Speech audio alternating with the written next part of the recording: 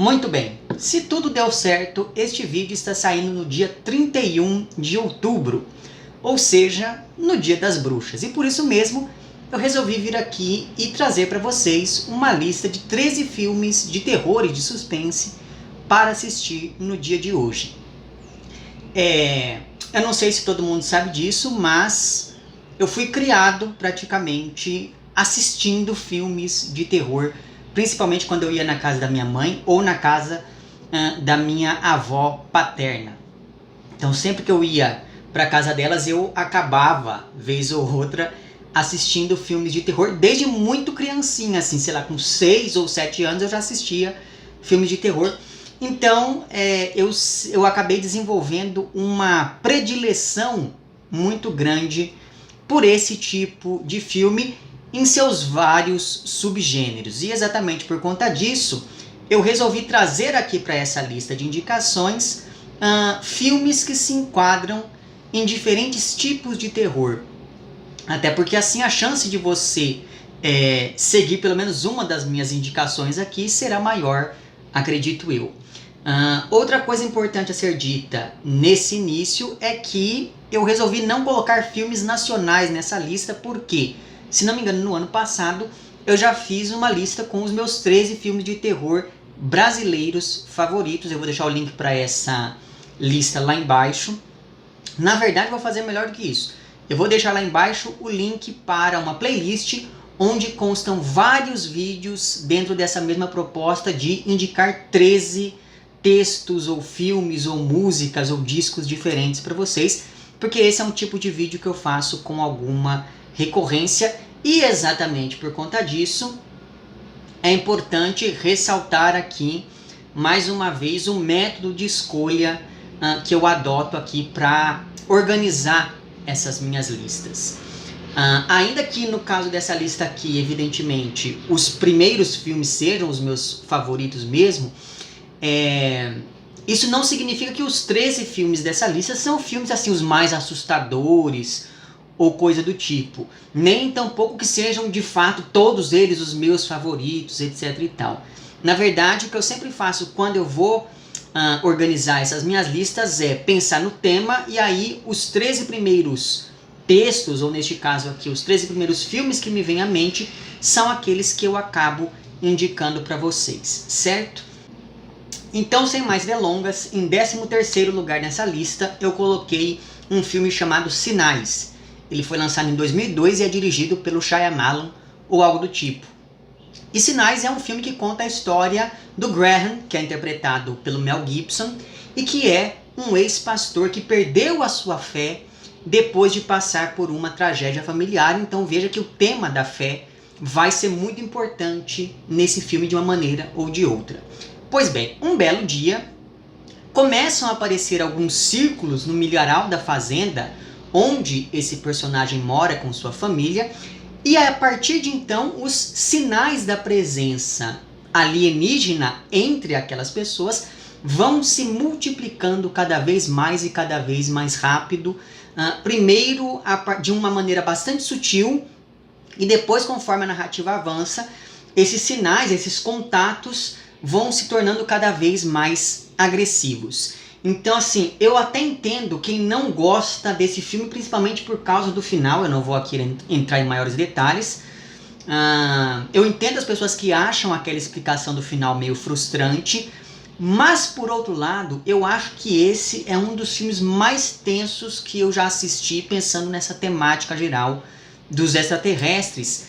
Tanto que eu me lembro até hoje do impacto que eu senti vendo aquela cena que supostamente teria sido filmada no Brasil. E daí, para você, enfim, que assistiu o filme, você já deve saber de qual cena eu estou falando. Muito embora eu acho que algumas pessoas conhecem essa cena mesmo sem ter assistido ao filme, porque eu me lembro que depois que esse filme passou, etc e tal, várias pessoas falam: nossa, mas você viu aquela cena, será que ela é real, não sei o que. Evidentemente que não era uma cena real, mas ainda assim eu me lembro dela ter causado um impacto muito grande, pelo menos nas pessoas que frequentavam os mesmos lugares que eu. Então, assim, tem muito filme por aí sobre alienígena, mas esse é o único filme que eu já assisti e que me fez sentir como se eu estivesse vivenciando mesmo uma invasão extraterrestre, tanto que que esse filme é uma das causas pelas quais eu fiquei com medo de alienígena durante muito tempo, né? Então, enfim, veja que esse filme, por mais que ele esteja próximo do campo da ficção científica, exatamente por conta do modo como o diretor conseguiu construir a tensão ao longo da trama, é que ele aparece aqui nessa lista em 13º lugar. Aí, em 12º, eu coloquei um filme francês chamado A Invasora. Esse filme ele foi lançado em 2007 e ele é dirigido pelo Alexandre Bustillo, ou algo do tipo, e pelo Julien Maury. E esse é um dos filmes mais importantes do chamado cinema extremo francês, que é aquele movimento que surgiu no final dos anos 90 e ganhou força no início dos anos 2000 e que ficou muito conhecido pela sua crueza, pela violência extrema daquilo que é narrado. E eu poderia até ter escolhido vários outros filmes dessa mesma, que se aproximam de uma maneira ou de outra dessa mesma estética do cinema extremo francês. Eu poderia inclusive ter escolhido filmes que eu até prefiro a esse que eu escolhi, como é o caso, por exemplo, lá do Irreversível, que é um filme excelente do Gaspar Noé.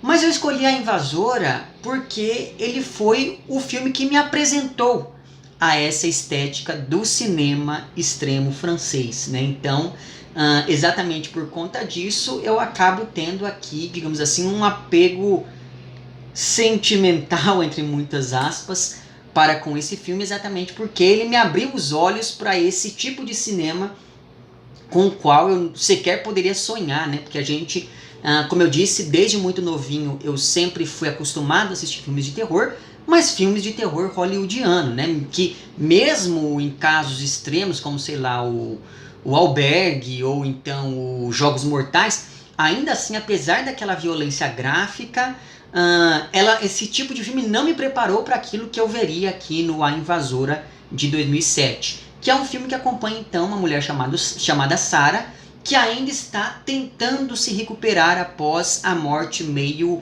trágica do marido, trágica e precoce do marido, diga-se de passagem.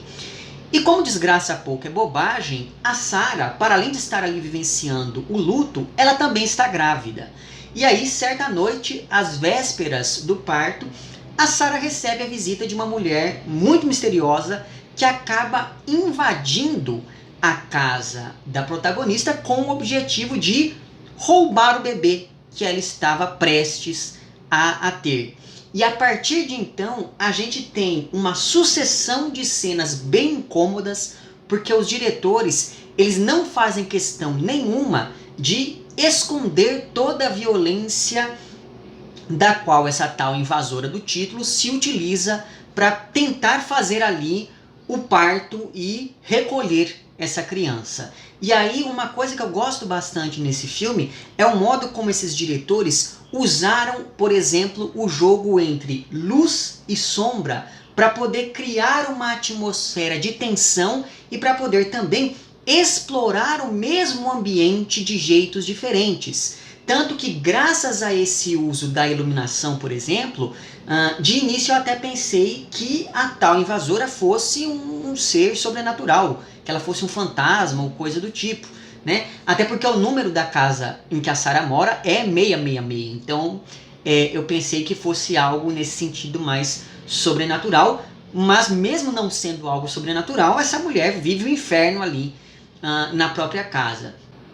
Enfim, então esse é um filme bem pesado, que investe bastante no gore, quer dizer, nessa violência extrema e explícita, para contar uma história de invasão domiciliar, que é um outro subgênero do terror, ao mesmo tempo em que faz um comentário bem curioso sobre os limites da maternidade e sobre como esses limites e essa condição vivida por algumas mulheres pode afetar a lucidez das pessoas. E daí, para você saber exatamente a que eu estou me referindo, você vai ter que assistir ao filme, mas já fica aqui esse aviso de que é um filme extremo. Então, se você tem problemas, se você passa mal assistindo o filme, talvez A Invasora seja um filme para você ver assim com algumas ressalvas.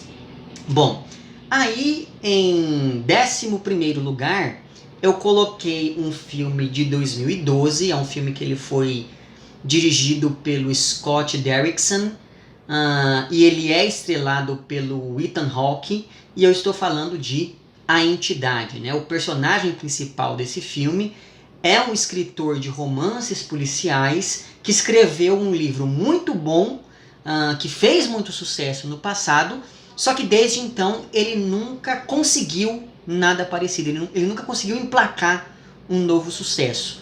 E por isso mesmo, para tentar se inspirar, esse escritor decide se mudar para uma cidadezinha que ficou conhecida porque uma família inteira foi assassinada de um jeito brutal. E mesmo depois das várias investigações que aconteceram, o assassino não foi preso. E para piorar ainda mais essa história, a filha mais nova dessa família, que ainda era uma criancinha, desapareceu misteriosamente. Acontece que conforme o filme avança, a gente descobre que o protagonista, que é esse escritor, achou que seria uma boa ideia não apenas se mudar para essa cidadezinha para poder fazer as investigações e assim compor o seu livro. Ele achou que seria muito mais interessante se mudar para a casa onde aconteceram os tais assassinatos. E isso por si só já é meio estranho. Mas tudo fica ainda mais sinistro quando o tal escritor encontra uma caixa com gravações de vários assassinatos. Enquanto ele vai investigando sobre esses crimes, o protagonista descobre que os tais crimes têm alguns pontos de contato e envolvem algo de provavelmente sobrenatural, e é daí que vem a tal entidade do título do filme em português. E aí, recentemente, esse filme foi considerado o mais assustador de todos os tempos, por mais que eu particularmente não concordo nem um pouco com isso, mas o fato é que é um filme que consegue entregar muito bem aquilo que promete. Apesar de ter ali vários elementos que são até meio comuns em filmes de terror, como por exemplo o apelo aqui e ali para algum jumpscare ou coisa do tipo, ainda assim é um filme bastante interessante que eu acho que é uma boa indicação para esse Dia das Bruxas aqui, né? E na verdade eu gosto de fato desse filme, principalmente por causa da atmosfera que o diretor consegue criar ao mostrar as filmagens dos tais assassinatos. E essas filmagens são sempre acompanhadas por uma música daquela banda norueguesa de Dark Ambient dos anos 90 chamada Orkast, ou algo do tipo. Eu vou deixar o link para essa música na descrição desse vídeo aqui. Na verdade, o disco todo em que essa música está, né, que é o único disco dessa banda norueguesa, que era uma banda fundada por duas mulheres, inclusive uma morreu recentemente, né? Acho que há 1 ou 2 anos.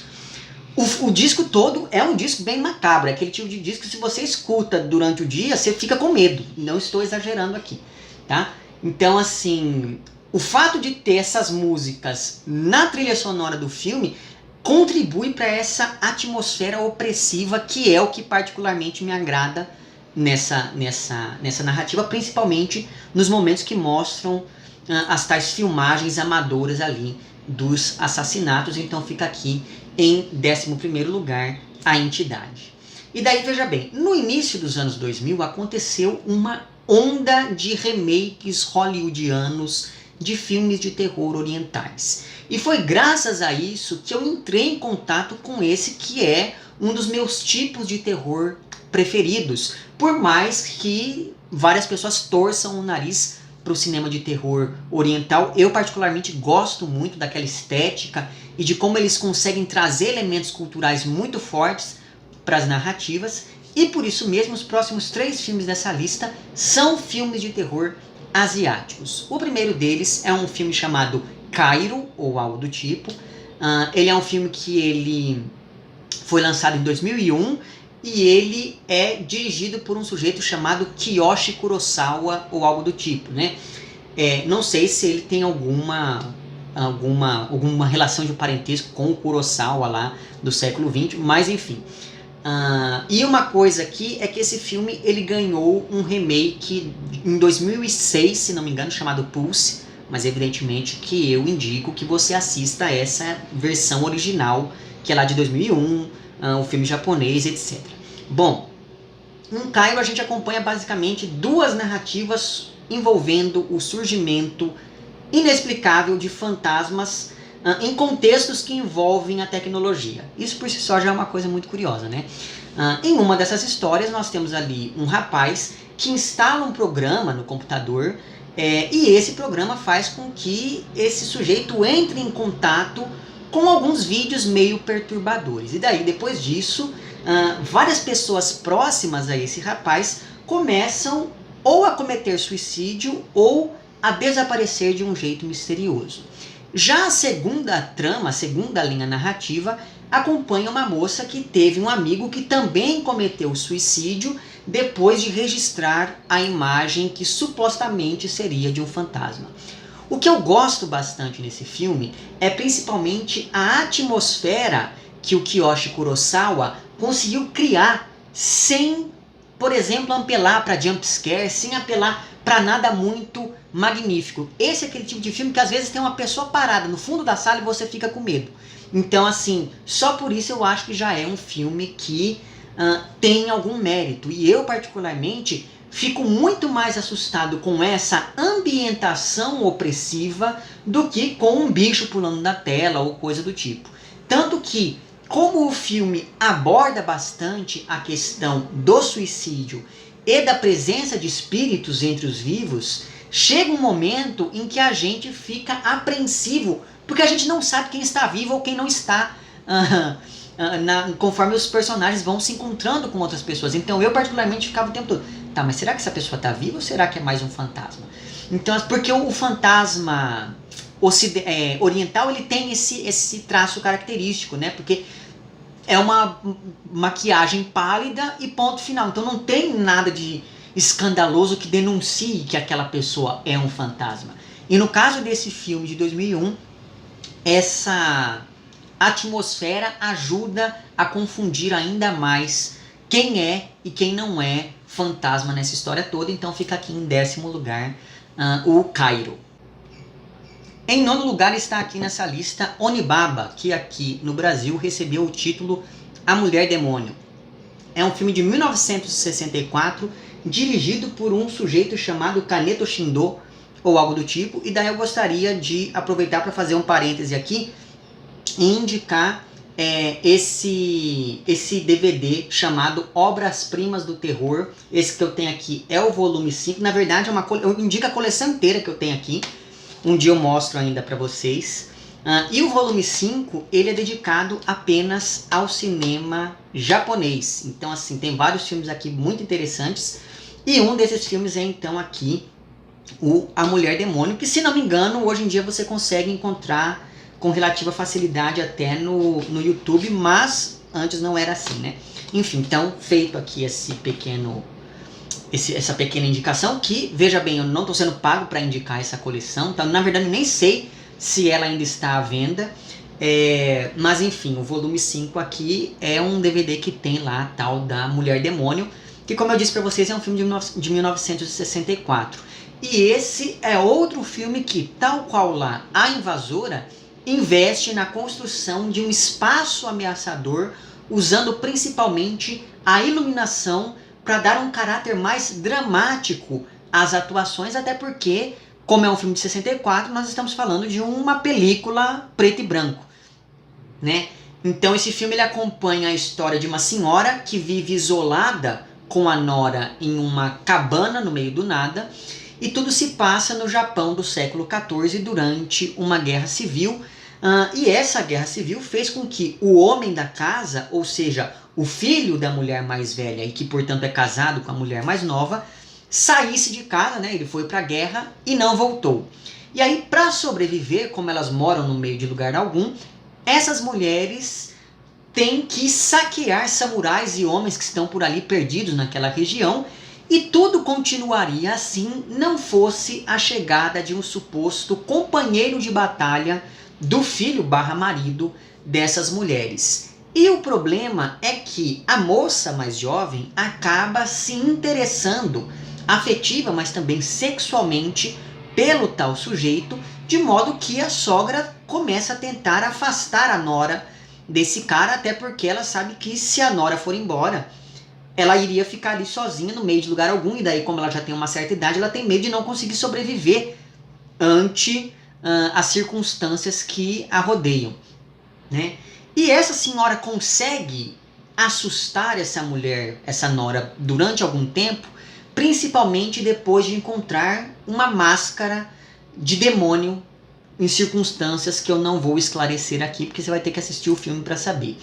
E esse é um filme que, como eu disse, ele é de 64, mas ele continua sendo bastante impactante até hoje, principalmente porque, como tudo é filmado de um jeito muito cru, com espaços apertados e vazios, então essa é uma coisa que chama muita atenção nesse filme, essa dinâmica que se estabelece entre essas mulheres e o vazio dos espaços ao redor. Enfim, por isso tudo, essa ambientação dá uma ideia de claustrofobia que é muito incômoda até hoje. E os 20 minutos finais desse filme são uma das melhores sequências que eu já vi. E outra coisa muito legal é que esse filme ele é baseado em uma lenda budista que lembra bastante aquela lenda russa da pele de bode que eu comentei com vocês em um desses vídeos de 13 indicações de textos de literatura russa e soviética. Eu vou deixar o link, aliás, o link para esse vídeo em que eu falo dessa história da pele do bode vai estar na playlist que eu vou deixar lá embaixo com as 13 indicações. Se não me engano, é o primeiro vídeo de indicações de literatura russa e soviética que eu falo desse conto, que é um conto que liam para mim quando eu ainda estava ali bem novinho. Então, para você ver como não era só o cinema de horror que me sondava na infância, a literatura também estava por ali. Mas enfim, então, essa história da mulher demônio, ela é baseada nessa lenda japonesa que, por sua vez, me faz lembrar bastante da tal da lenda lá da Rússia sobre a pele do bode, né? E uma coisa muito interessante sobre esse filme é que nele a maldade surge do próprio ser humano e não de algo sobrenatural, que é algo que a gente sempre vê no cinema japonês, né? Pensando nesses filmes clássicos ou mais conhecidos de terror, geralmente sempre tem algo ali, um fantasma, uma maldição, um negócio assim. E no caso da mulher demônio, o que nós temos ali é a ação humana produzindo a maldade, que por sua vez leva a sensação aterrorizante, digamos assim. Mas enfim, o filme que ocupa o 8º lugar nessa lista, que é então o último filme de terror oriental que eu vou indicar aqui para vocês, é um filme chamado Espíritos e que aqui no Brasil ganhou como subtítulo A Morte Está a Seu Lado. Ele também ganhou um remake anos depois, mas eu não indico que você assista o remake, eu indico que você assista o filme original, que é um filme de 2004 e que é um filme tailandês. E assim, eu vou deixar o nome dos diretores aqui na tela agora, porque são nomes que eu não consegui pronunciar. Eu tentei várias vezes pronunciar o nome desses dois diretores e não consegui, então vai aparecer aqui na tela. E daí assim, sabe aqueles filmes envolvendo fotos de espírito? A pessoa tá lá na festa de aniversário, tira uma foto, aí aparece um vulto ali que fala, ó, é um espírito. Pois bem, eu acho que Espíritos foi o filme que começou com isso, ao contar então a história de um fotógrafo que se envolve em um acidente de carro na companhia ali da noiva. E depois disso, esse sujeito passa a ser perseguido por um espírito e ele passa também a ter dores terríveis nas costas. Só que aí quando ele vai ao médico, está tudo aparentemente normal nas costas dele. E ele vai ao médico porque evidentemente essas dores começaram depois do acidente. E aí ele pensa, foi por causa do impacto, da batida, etc e tal. Só que conforme o filme vai avançando, a gente descobre que tem uns detalhes no passado desse tal fotógrafo que demonstram que ele não é uma pessoa lá tão inocente assim, para dizer o mínimo. E os últimos momentos, assim, os últimos 5 minutos desse filme são bem assustadores, explicam muito bem o porquê dessa dor nas costas dele. Essa cena final do filme é uma cena que ficou bastante famosa, Pelo menos eu me lembro de, na época, ver essa cena em vários lugares. E, enfim, por isso mesmo fica aqui em 8º lugar o Espíritos. Daí, em 7º lugar, falando de cinema não hollywoodiano, eu vou indicar aqui para vocês essa coisa maravilhosa que é REC.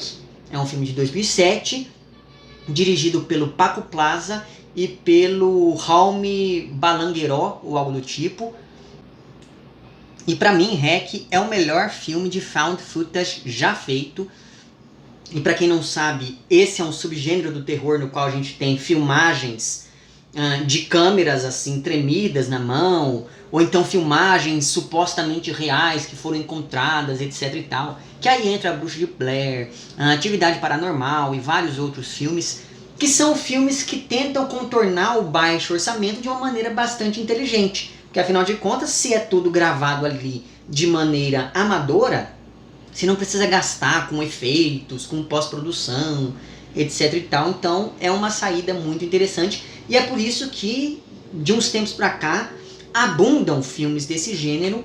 Tanto que, infelizmente, como a maioria desses filmes é muito ruim, esse subgênero do terror acabou sendo mal visto.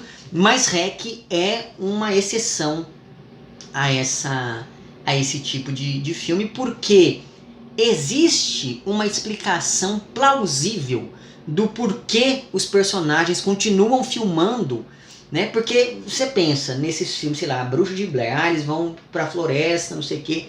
Aí começam a acontecer coisas estranhas, o fantasma tá perseguindo eles e eles continuam filmando. Então assim, não tem um motivo plausível do porquê a pessoa continua filmando. Não que eu não goste de Bruxa de Blair, eu adoro, mas se a gente for parar pra pensar, não faz sentido, né? E isso para não falar de vários outros filmes por aí que tem menos sentido ainda, mas enfim. E mais do que isso, REC não apenas tem uma justificativa boa para o porquê dos personagens estarem filmando, como os personagens também usam recursos de filmagem como um artifício narrativo. Então, por exemplo, às vezes eles estão longe e querem ver alguma coisa que está acontecendo. Aí ele vai e usa o zoom da câmera para poder entender o que está se passando fora do seu campo de visão. Então esse é um tipo de coisa que eu acho bem interessante nesse filme. Então veja bem, não é só mais um filme de câmera tremida, sem qualquer explicação razoável, etc e tal. E outra coisa, esse filme ele também toca em um dos meus subgêneros favoritos do terror, que é filmes de zumbi. Muito embora o próprio filme ressignifique essa ideia do zumbi no fim das contas, principalmente se a gente pensa na continuação, né, no REC 2, mas eu estou aqui para falar do REC 1, então é um filme que a gente assiste como um filme de zumbi de fato, né? E aí para você saber se é ou não é, só você assistindo o 1 e depois o 2 também. Mas enfim, olha, eu vou dizer uma coisa. Muita gente que eu conheço não gosta de filme de terror que não tem a produção hollywoodiana. Mas eu acho que REC está aí para mostrar, está aí para provar que existe filme fora dos Estados Unidos e mais. REC dá um baile, dá um banho assim, bem dado em vários filmes de terror de altíssimo orçamento, etc e tal, que a gente tem até hoje em dia, mesmo depois aí de mais de 10 anos de seu lançamento, né? E REC, então, acompanha uma equipe de reportagem que está fazendo uma matéria sobre o cotidiano, sobre a rotina do Corpo de Bombeiros, digamos assim. E aí, durante essa reportagem, esses bombeiros eles têm que atender a um chamado, e essa equipe, então, vai com alguns membros do Corpo de Bombeiros até esse lugar, até porque isso faz parte da rotina dos caras, né? E esses bombeiros eles vão então com essa equipe de reportagem até um prédio que foi um prédio residencial que foi posto em quarentena porque um vírus muito estranho e que deixa as pessoas extremamente violentas está se espalhando pelo lugar. Então veja bem, e daí, é claro, eu não vou poder falar muito além disso, só que esse é mais um daqueles filmes claustrofóbicos dessa lista. É um filme que tem cenas memoráveis e um final realmente sinistro com a ilustre presença da Menina Medeiros. E aí eu não vou poder dizer quem é a Menina Medeiros, que você vai ter que assistir. Mas assim, eu me lembro que quando eu tava assistindo quando eu assisto esse filme com outras pessoas, as pessoas até falam, filme legal, não sei o quê. Aí quando chega nos últimos 5 minutos que aparece a menina Medeiros, aí as pessoas falam, nossa, realmente é um filme assustador. Os últimos minutos desse filme, eles dão medo de verdade. Não é assim aquela coisa de, um calafrio. Não, é medo, pavor, pânico. Né? Então, fica aí essa recomendação de REC em 7º lugar. Aí, em 6º lugar, eu coloquei o Massacre da Serra Elétrica, que na verdade é uma motosserra, de 1974, que é o famoso filme dirigido pelo Tobe Hooper. Veja bem, eu estou falando do primeiro Massacre da Serra Elétrica e não das suas várias sequências que não chegam aos pés do original. Esse, é claro, é um dos filmes mais célebres, mais importantes e mais clássicos do subgênero slasher, né, que é aquele tipo de filme em que nós temos um assassino que simplesmente vai matando pessoas aleatórias sem muito motivo, o que pelo menos para mim sempre foi muito mais assustador do que dar uma razão, né, dar uma motivação para o assassinato, porque afinal de contas, se o assassino não tem critério nenhum para fazer as suas vítimas, então, teoricamente, isso faz com que qualquer pessoa possa ser a próxima vítima desse sujeito, e eu sempre me assusto muito mais com essa possibilidade. Né? Eu assisti esse filme pela primeira vez, eu acho que eu tinha uns 10 anos de idade, e eu me lembro que desde aquela época, desde a primeira vez que eu assisti esse filme, eu não entendia nada de cinema, mas eu fiquei muito impressionado com a qualidade das imagens, porque se você aí já viu o Massacre da Serra Elétrica ou da Motosserra, você sabe que as imagens elas são cruas, é um filme meio sujo, assim. São imagens um pouco estranhas que dão um caráter meio de amadorismo para a qualidade das imagens, né? E isso não é nenhum demérito para o filme, porque afinal de contas, essa sensação de amadorismo faz com que pareça que tudo aquilo é extremamente real, até porque o filme ele começa ali com uma cartela anunciando que a história tinha realmente acontecido.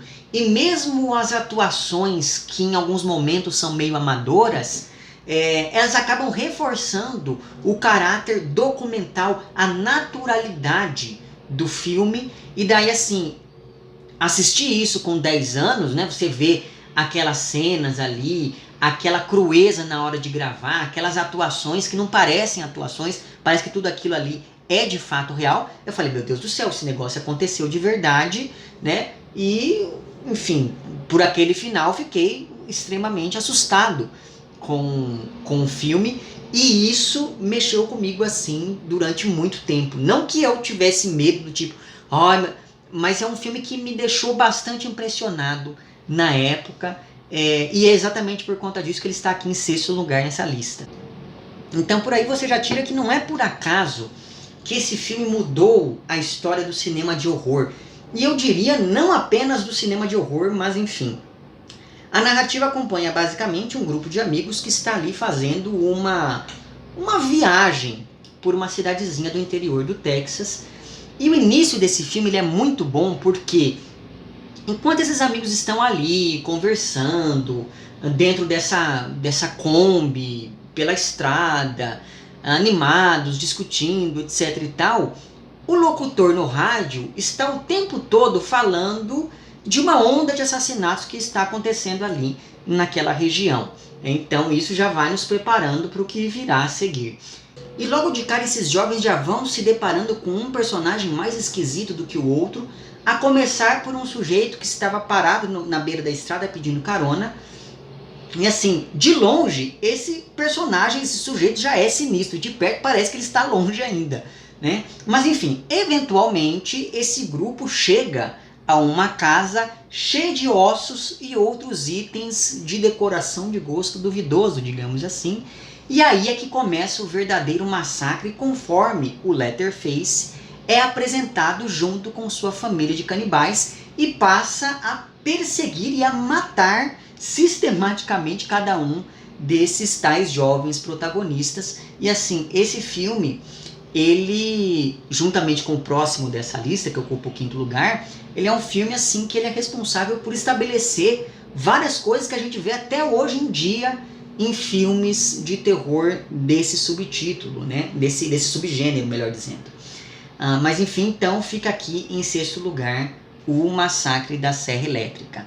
E em 5º lugar eu resolvi colocar um outro filme que é um clássico do subgênero slasher, e eu estou falando aqui de Halloween, de 1978, que é um filme que foi dirigido pelo John Carpenter. E tudo nesse filme, da trilha sonora, também assinada pelo Carpenter, até aos enquadramentos e mesmo a ambientação de tudo em um subúrbio teoricamente pacato, tudo nesse filme é memorável. E o filme fala então do Michael Myers, que ainda na infância assassinou a própria irmã durante a noite de Halloween, e depois disso ele ficou 15 anos preso em um hospital psiquiátrico até conseguir fugir e resolver voltar para casa. No meio do caminho, ele acaba encontrando uma moça que é interpretada pela Jamie Lee Curtis.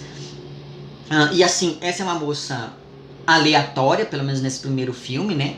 É uma moça completamente aleatória, e aí ele decide que seria uma boa ideia matar essa moça. Ou seja, temos aqui, novamente, um slasher que não tem qualquer motivação para sair matando as pessoas.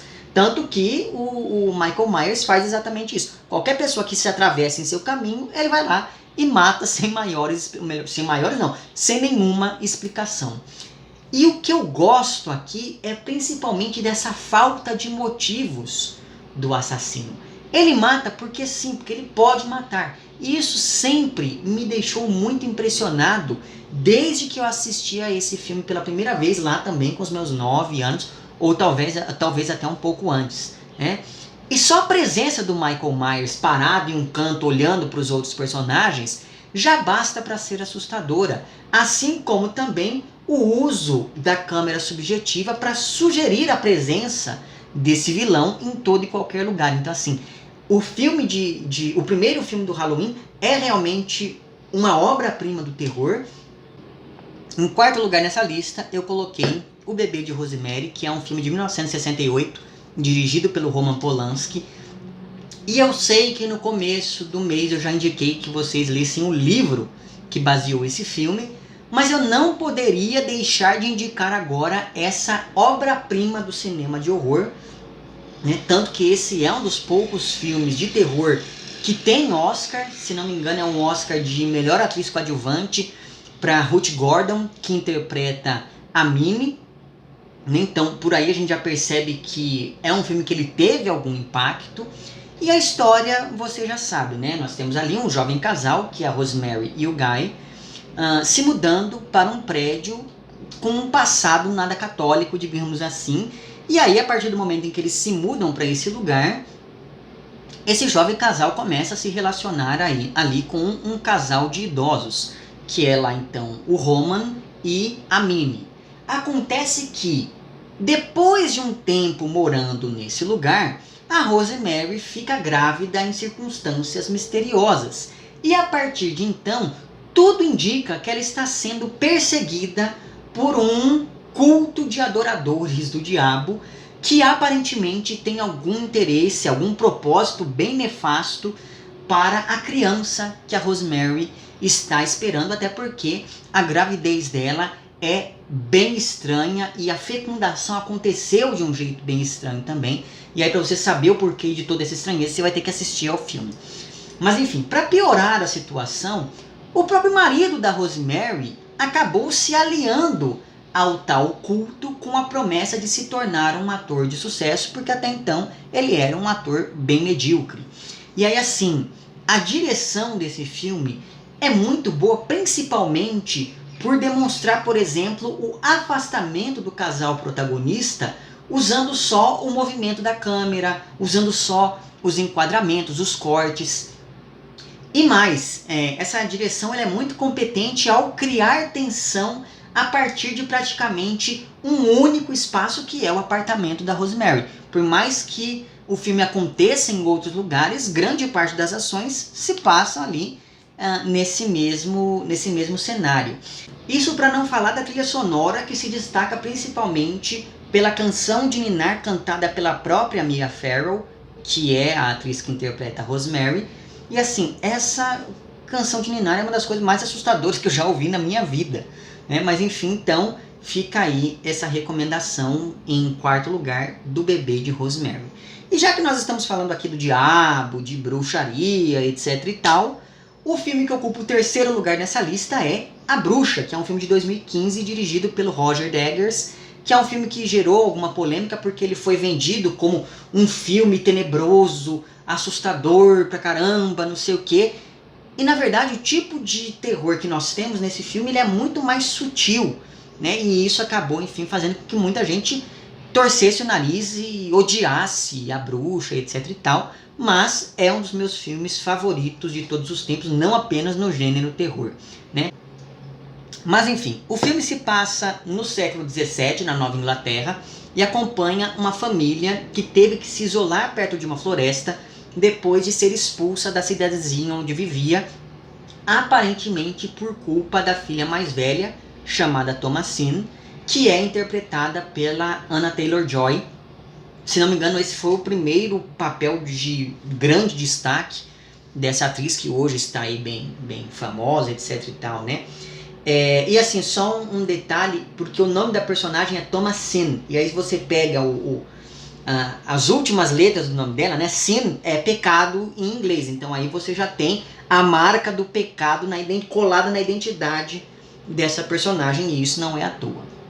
Mas enfim, uma vez instalada nessa nova casa, a família passa a viver coisas cada vez mais estranhas e que tem a ver com bruxaria, pelo menos aparentemente. E esse filme, assim como O Bebê de Rosemary e alguns outros dessa lista, como vocês devem ter percebido, aposta em um terror mais sutil, aposta na construção de uma atmosfera tensa, que neste caso aqui, né, no caso de A Bruxa, vem não de um espaço fechado, mas sim de um lugar aberto. Mas esse lugar aberto ele se torna igualmente sufocante e claustrofóbico graças à ameaça que ele representa. Então é aquela coisa, você vê aquela família passando por tudo aquilo em meio a uma floresta enorme, você pensa, meu Deus do céu, pode acontecer qualquer coisa ali que ninguém vai ficar sabendo. E aí você se sente sufocado estando em um campo aberto, né? E isso é uma coisa que eu acho muito interessante, como o diretor consegue fazer isso por meio do enquadramento, por meio da iluminação, por meio da trilha sonora, que é uma trilha sonora bem pontual, mas muito efetiva na construção dessa tensão ao longo de todo o filme. Então veja que esse não é um filme que quer propriamente assustar quem está assistindo, ele quer muito mais perturbar quem está assistindo, seja, por exemplo, ao dar ênfase nos olhares meio libidinosos que o irmão dirige a essa irmã mais velha, seja ainda ao mostrar como a mãe quer se livrar da própria filha por ver nela uma espécie de ameaça, até cenas mais explícitas e chocantes envolvendo, por exemplo, infanticídio, delírios, histeria coletiva, pactos com o diabo e até mesmo uma suposta possessão, isso para não falar dos eventos envolvendo ali o bode da família, que é o Black Phillip e que é por si só bastante assustador. E aí, como vocês sabem, nos últimos anos eu estou muito interessado em questões ligadas à representação do diabo e à bruxaria. Então esse filme ele não poderia ficar de fora dessa minha lista e por isso ele está aqui então em terceiro lugar. Aí, em segundo lugar, eu acabei colocando aqui Os Outros, que é um filme de 2001 dirigido pelo Alejandro Amenábar,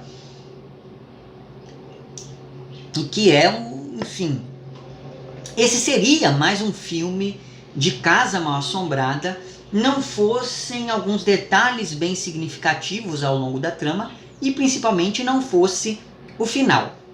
E daí, para quem acompanha este canal há algum tempo, sabe que eu passo esse filme, eu passo Os Outros em sala de aula durante todos os anos, porque realmente esse filme ele é uma verdadeira aula sobre como contar uma história de um jeito bem contado. Por mais batida que seja a história, ainda assim ele consegue surpreender. E aí a trama ela se passa durante o período imediatamente posterior ao fim da Segunda Guerra Mundial, e esse dado histórico ele é muito relevante para explicar o comportamento da personagem interpretada pela Nicole Kidman, pelo menos em uma cena específica. E o filme acompanha então essa família composta pela mãe e pelos 2 filhos que sofrem de fotossensibilidade, e por isso as janelas da casa ficam fechadas o tempo todo, né? Porque se essas crianças entrarem em contato com a luz, elas podem morrer, etc e tal. Quanto ao pai, ele foi lutar na guerra e não voltou mais. E aí a casa, ela fica em um lugar afastado, ela não tem energia elétrica, ela é absolutamente labiríntica, tanto pelo tamanho da casa, é uma casa que tem vários quartos, vários cômodos, mas também porque, como tudo fica fechado o tempo todo, você não tem uma noção geográfica muito bem estabelecida da casa, e isso acontece de propósito para aumentar essa sensação de estranhamento em relação à casa. E veja bem, a casa geralmente é o lugar onde nós nos sentimos seguros, mas isso acaba sendo subvertido nesse filme. E daí, um belo dia, chegam alguns forasteiros a essa casa pedindo emprego, e mais ou menos ao mesmo tempo, essas crianças, as filhas da Nicole Kidman, ou melhor dizendo, as filhas da personagem interpretada pela Nicole Kidman, começam a dizer que estão vendo fantasmas, e daí eu não vou poder dizer mais nada. Então, enfim, você vai ter que assistir o filme para poder entender o porquê de eu não me alongar mais nas minhas explicações. Então, assim, Os Outros é o meu filme favorito, não só de terror, mas de modo geral, talvez empatado ali com A Meia-Noite Levarei Sua Alma, do Mojica. Mas assim, em se tratando de filme de terror, eu não poderia deixar de fora dessa lista O Exorcista. E considerando a minha reação ao assisti-lo pela primeira vez, e pela segunda, e pela terceira, e enfim, esse filme ele não poderia ficar em outra posição que não o primeiro lugar, né? Então, O Exorcista ele é um filme dirigido pelo William Friedkin e lançado em 1973, ou seja, pouco tempo depois, 5 anos depois lá do Bebê de Rosemary, né? E esse foi o único filme que eu assisti e que me fez sentir um medo tão grande que eu fiquei mais de uma semana dormindo com a luz acesa depois que assisti esse filme pela primeira vez. E eu não estou exagerando, eu fiquei realmente com muito medo, né? Porque os outros eu fiquei assim, impressionado, não sei o quê, mas esse eu fiquei com medo de verdade mesmo, sabe? E antes, essa coisa de dormir com a luz acesa só tinha acontecido depois de eu ouvir, sei lá, Black Sabbath, que é a primeira música lá do disco Black Sabbath, da banda Black Sabbath. Inclusive, essa é uma coisa que acontece com certa recorrência, porque eu conheço também umas outras 2 ou 3 pessoas que também ficaram com medo praticamente irracional depois de ouvir essa música. Enfim, vou deixar o link para essa música lá embaixo também. Você sabe que eu falar agora da música Black Sabbath me fez pensar que seria uma boa ideia fazer uma lista com 13 músicas assustadoras em outubro do ano que vem. Mas enfim, esse assunto para outro pôr do sol. Vamos voltar agora aqui ao Exorcista, que é um filme que... O que mais me assustou nesse filme desde o início foi a construção da narrativa, muito embora na época eu não pensasse nesses termos, né? Porque é claro, a imagem da Regan possuída e fazendo absurdos realmente é assustadora, mas ainda assim existe uma construção que vai acumulando nosso desconforto conforme o filme vai se desenvolvendo, a começar daquele início com o barulho das picaretas batendo na pedra. Aquilo por si só já causa um estranhamento na gente. Todo aquele prólogo do filme realmente aumenta essa sensação de estranheza cada vez mais. E aí ela duplica ainda mais quando o filme começa, e daí vai para uma região que não tem nada a ver com aquilo que a gente estava vendo antes. Mas enfim, então veja bem. Os próprios personagens então eles ficam nesse ceticismo no início, e aí eles só partem para uma explicação sobrenatural, para uma explicação fantástica, depois que eles já esgotaram todas as explicações racionais para tudo aquilo que está acontecendo. E isso acontece de um jeito tão brilhante, quer dizer, essa virada, esse ponto de virada entre o real e o fantástico acontece de um jeito tão interessante que a gente nem percebe que ele aconteceu, já que o filme todo ele foi aumentando cada vez mais a estranheza daquilo que estava sendo mostrado, né? Não é que nem acontece, por exemplo, sei lá, no Drink do Inferno, que é um filme realista, nos primeiros 20 minutos, aí de repente acontece um negócio, e aí quando você vê um grupo de pessoas cercado por vampiros. Então assim, aqui no Exorcista a coisa é muito mais sutil, muito embora eu particularmente goste muito também daquela galhofada toda do Drink do Inferno, mas enfim, né? Então veja bem, de início, tudo é facilmente explicável. Então, por exemplo, a mãe ouviu um barulho. Ah, mas esse barulho são os ratos andando pelo sótão. Ou então, a filha está agindo de um jeito estranho. Ah, mas a Regan está agindo desse modo porque ela quer chamar a atenção da mãe, porque a mãe está tarefada demais, não lhe dá atenção. O pai é separado e também está longe, etc. E daí a menina está ali querendo chamar a atenção de algum jeito. Ela está passando ali o início da adolescência, etc. Então, vê, de início você consegue explicar tudo o que está acontecendo. Só que aí começam a acontecer coisas que não tem uma explicação tão fácil. E só depois disso é que o sobrenatural se impõe como algo inescapável ao destino dos personagens, digamos assim. E aí, se você pensar bem, não é simplesmente algo sobrenatural que invade a Regan, que possui a Regan, né? É algo maligno. E é algo tão maligno e tão poderoso que acaba vencendo no final. E isso me deu aquela sensação de algo inescapável, sabe?